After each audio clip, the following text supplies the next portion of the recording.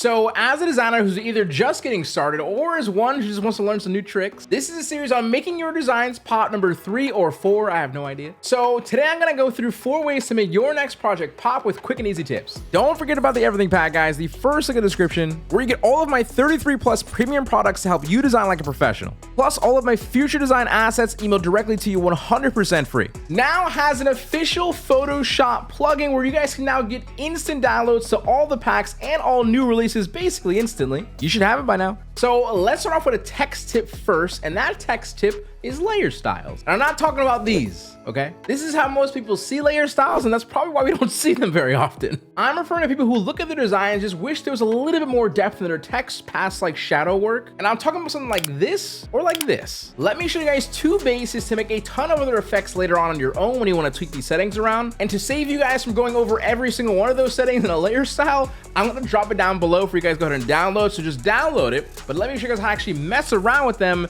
just so you're not completely lost. Starting off with this gold text effect. Absolutely play with the drop shadow to add more depth in the text to really sell that 3D effect look. The spread being at 100% will make it so your edges line up while you also adjust the distance and size. Also, adding additional inner shadows with like highlight colors or like shadow colors will do wonders as well. Be sure to like play with the angle and the distance to start pulling more tones in, as well as explore other different contour graphs for other lighting effects or just light bending. Then lastly, do not forget to play with the shading section in the bevel and end boss by moving that little angle target circle around. It'll kind of give you more and cooler different effects just depending on how the light blends or bends. But you can also explore the highlights and shadow colors and change it from gold to other metal colors, whether if it's like grays or silvers or purples, and even going through like all the other colors in the all the other settings, and you just get a whole new effect. That's kind of what I mean by a base. And that's the first base, and I think you can really have a lot of fun with that. And then the effect I'm going to be continuing with today's video, kind of like the same idea. Just play with the colors, the inner shadows, all that good stuff. The different contour graphs is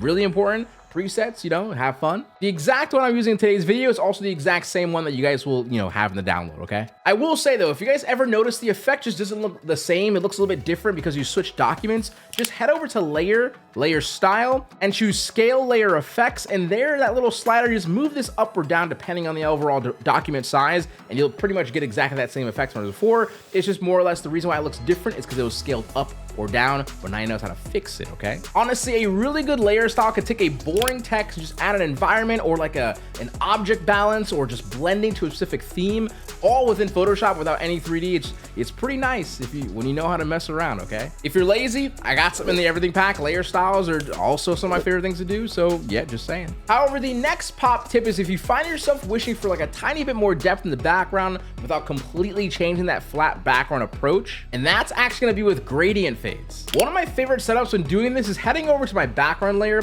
and then right above it, heading over to adjustments, and then choose gradient. This is where I'm actually gonna select on that gradient and change the color to something more complementary to the canvas, like this blue. Then pressing G on your keyboard and drawing a new gradient follow line and adjusting the end anchor points in order to change the position. Now, be sure the actual gradient color anchor isn't sitting on the canvas because the color will be overwhelming, but placing it outside the canvas document to make the flow less aggressive will just give you an overall better look and feel and a more subtle idea of gradient hit. However, afterwards, if you have a subject, add or duplicate with Control J another gradient hit, but this time make it black or gray and place the new gradient hit above the object or subject. And of course, you might have to adjust those anchor points as well, but this specific setup will add an atmosphere with these tones that really show color strategy and composition for a very simple design approach.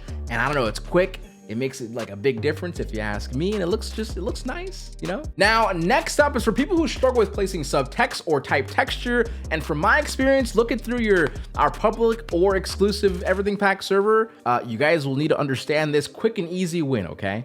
And that's grids. But Seso, where do I make grids? I got you. Head over to View, Grids, New Guide Layout, and here is where you actually find how to make your grids, or guides, either way. My favorite layout is the following: 5 columns, 5 rows, 100 gutter on only the column, and 150 margin for those 4 simple little squares. For creative posters and assets, I think it's a good like rule of thumb. I wouldn't call it a rule of thumb, more like a, it works. But you can go ahead and press OK. And then quickly, if you guys want to turn them on and off, all you guys do is press Control plus colon, and it'll hide and unhide it really easily. So you don't have to just be staring at lines the entire time. Now, using this now to place your subtext, so there's a more mathematically correct spacing, makes for like super easy wins because your brain will create the grid in viewers' heads and you're no longer just placing text anywhere willy-nilly and it kind of just looks off, right? You can explore by duplicating, adding more type tastefully around the grid. It'll just kind of like register as good just because it is on a grid system. Even if you kind of go crazy and add a bunch, not always,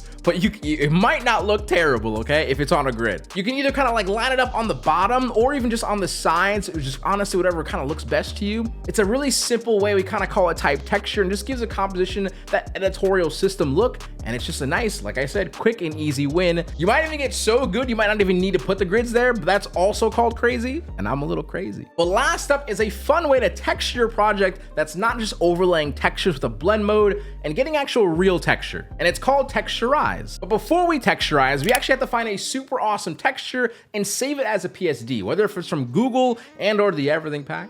Because it is similar to displacements, this PSD texture will become, of course, your texture. Now, once you go ahead and save your texture on a layer or a specific combined layer, head over to Filter and Filter Gallery. And under Texture, the last setting is known as Texturizer. Here is you want to select these three dots and choose Load Texture. Now, once you select your PSD texture, you're left with just customizing the options until getting that texture that has visible emboss and grooves of your like uploaded PSD. And honestly, to me, it's a really awesome way to kind of texturize like Brutalist posters or like even like covers, things of that sort. And there's really no other way for you guys to get that unless you're kind of going into placing textures that have like purposeful like, vectors, and you use like drop shadows and inner shadows to get that bevel and emboss look. This is a really quick and easy way to do it, and honestly just looks good. But with that, that is the end of today's video. So I'm hoping you guys learned at least something, all right? Whether if it's with the texture, layer styles, what else did I show? Whatever I showed. In my opinion, design is one of those things that have systems and things that look good and or bad. But once you get good at understanding what good is, you're able to flex those rules, and